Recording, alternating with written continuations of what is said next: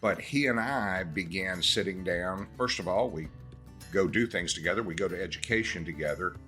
And I think our relationship is built on just a mutual understanding that we want to have a top-notch practice.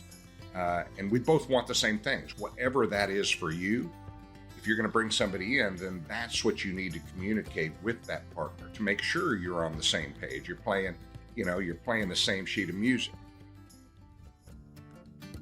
Hello, everyone. This is Dr. Bruce B. Baird, and you're listening to the Productive Dentist Podcast. In this podcast, I will give you everything that I've learned over the last 40 years in dentistry, working with thousands of dentists. I'll tell you, it's not that my way is the only way. It's just one that has worked extremely well for me, and I'd love to share that with you so you too can enjoy the choices and lifestyle that productivity allows. More time for things you love, increased pay, better team relationships, and lowered stress. Let's get into it with this week's episode of the Productive Dentist Podcast.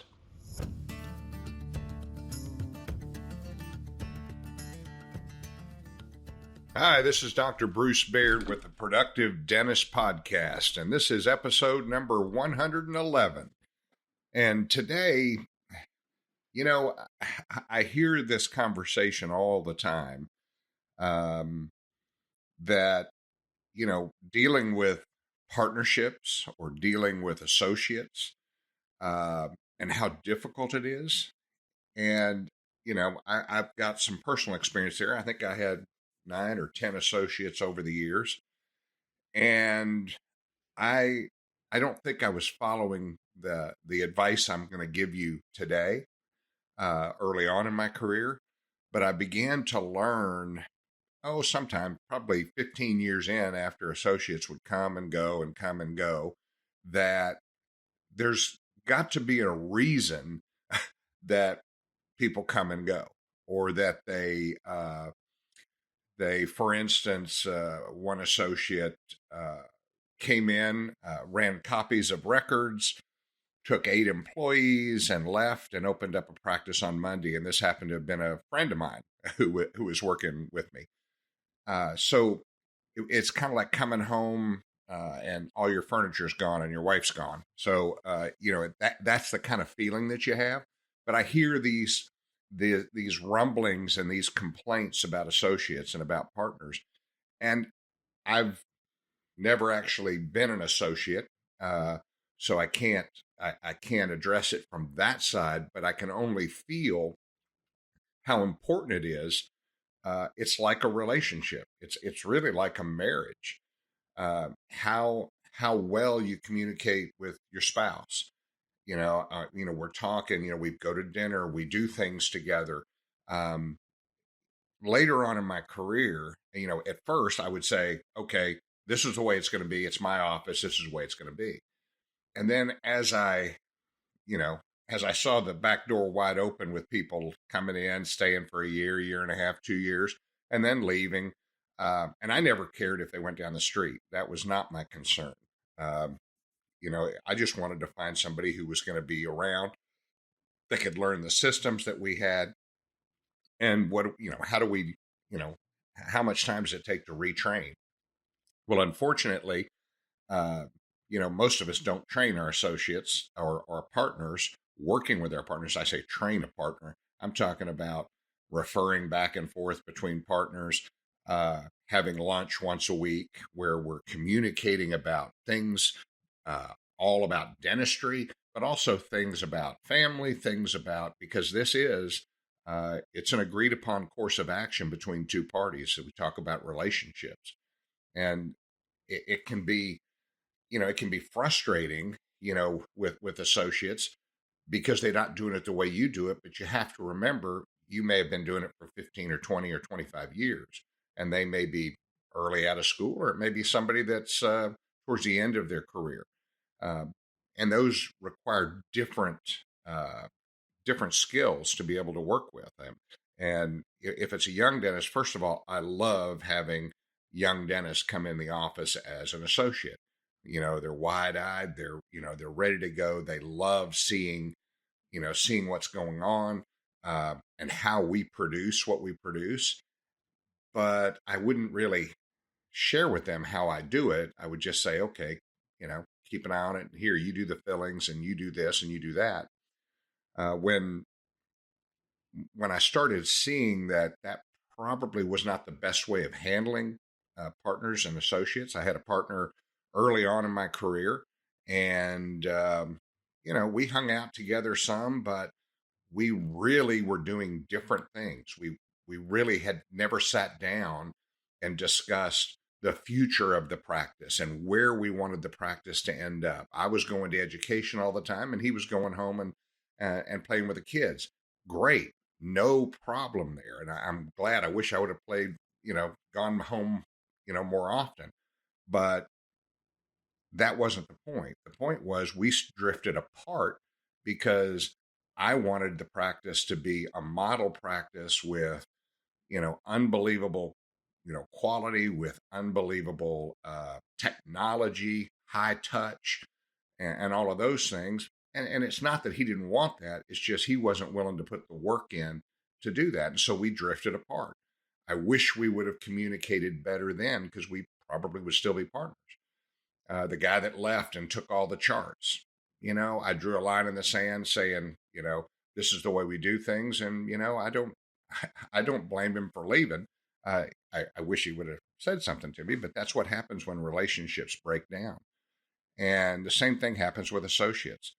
So how have I changed that? Well, I think a good example is, Dr. Buski, Jeff Buski, that you guys know, and won Dentistry's Got Talent, and just an amazing dentist, and amazingly educated. But he and I began sitting down. First of all, we go do things together. We go to education together. And I think our relationship is built on just a mutual understanding that we want to have a top-notch practice. And we both want the same things, whatever that is for you. If you're going to bring somebody in, then that's what you need to communicate with that partner to make sure you're on the same page. You're playing the same sheet of music. So, and it's critical that you do that. Sitting down once a week, once a month, whatever it is, go to lunch, spend time with family, understanding, their family situations, just doing things together. You don't have to spend every waking hour like you do at home with your spouse, but you want to know their family. You want to know about them. You want to have an open door of communication for your associate when they have a problem. You want to anticipate those issues. How's it going? Asking them those questions, just like I would ask Cynthia, my wife. I'd say, honey, how's it going today? What do you have going on? Oh, cool. And having an actual interest in what that person's doing. And I think what we tend to do is we come to work, we do our work, and we leave. And I hired you as an associate, go do some work. Yes, that's basic, but I really believe that we can go way beyond that to build partnerships like Jeff and I had. It was something where we really focused, once a month on the business. We had our monthly meeting, and we would meet before and after that, which would be a couple of hours with the team. We have to take time to do those things. And then we would spend 1 or 2 days towards the end of the year planning on what we wanted for the next year. When you notice, I didn't say planning what I wanted, but planning what we wanted. And when you're focused on team, and you're focused on leadership, and you're focused on really ultimately the patient, what's best. And by sharing that back and forth, Jeff and I were able to come to an understanding, and always throwing questions out. What do you think about this? What do you think about that? Jeff asked that question that started, Compassionate Finance 12 years ago. He said, can we finance people if we for ortho if we got 2,000 down? And it just opened my mind, and I probably wouldn't ever thought about that if Jeff hadn't brought it up. And so that communication back and forth, and that understanding, and that true I really like Jeff. I like the guys that I work with. I really like them a lot. But sometimes, you have to have crucial conversations. And those crucial conversations are extremely difficult to have if you're not in relationship, if you're not communicating well back and forth. I'll give you an example. If you've got a partner that you guys never talk or anything, but you have to make a decision about something. For instance, quality of care. You're seeing your partner, they're not going to education, they're not doing the dentistry that you want. You have to have that crucial conversation if you're in a partnership, because that's where you say, okay, I'm really focusing, on the quality and stuff. How are you looking at that? How are you thinking about that? You try to cement each other into a direction, saying, okay, this is the direction we want to take the practice, or that's where a partnership can break down. And maybe it is important to break down. You're not communicating. One has a totally different idea or a different thought for the practice, and it's not congruent with your thoughts. So I think from the get-go, you constantly are meeting, constantly are talking about the future, talking about present day patients, sharing cases that you're doing. I just want to share with you this case that we're doing on this implant case. And with Jeff had so much knowledge, and he was so good, he wasn't real productive. And I've talked about this in the past. He wasn't looking at his trackers on a daily basis. He wasn't doing the things that it took to be productive. He was just learning the dental part of it. And, it was a crucial conversation when I said, Jeff, it's time for you to start doing the dentistry. And it's time for you to start training your team. And it's time for you to start doing these things. And because we had a great relationship, he would say, oh, yeah, I know I need to do it. I said, well, we really do need to do it. And I'm going to suggest it. And I'm going to kind of stay on you about it. Okay, buddy? Yeah, I want you to. It's kind of like your kids, and so I want them to know that I'm interested in them, that I care about them. And ultimately, I care about all the patients that come through our practice. So whether it's an associate, whether it's your partner, whether it's a group of partners, you have to communicate as if it's a marriage and do the little things, take all the families together to go do something together, or, just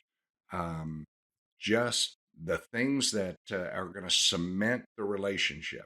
And again, might be movies, might be dinner, might just be going shopping somewhere, and maybe all of us going to a continuing education program somewhere and spending time together and formulating new ideas and new thoughts for the business. Jeff and I did that over and over and over again over the years. So anyway, hopefully this was interesting for you. I'm going to be back around next week, and I look forward to sharing with you some more of my thoughts and ideas. And if you like the Productive Dentist podcast, please subscribe to it and please tell a friend. So thanks. I look forward to next week. Thank you for joining me for this episode of the Productive Dentist Podcast. If you found this episode helpful, make sure you subscribe. Pass it along to a friend. Give us a like on iTunes and Spotify, or drop me an email at podcast@productivedentist.com. Don't forget to check out other podcasts from the Productive Dentist Academy at productivedentistpodcast.com. Join me again next week for another episode of the Productive Dentist Podcast.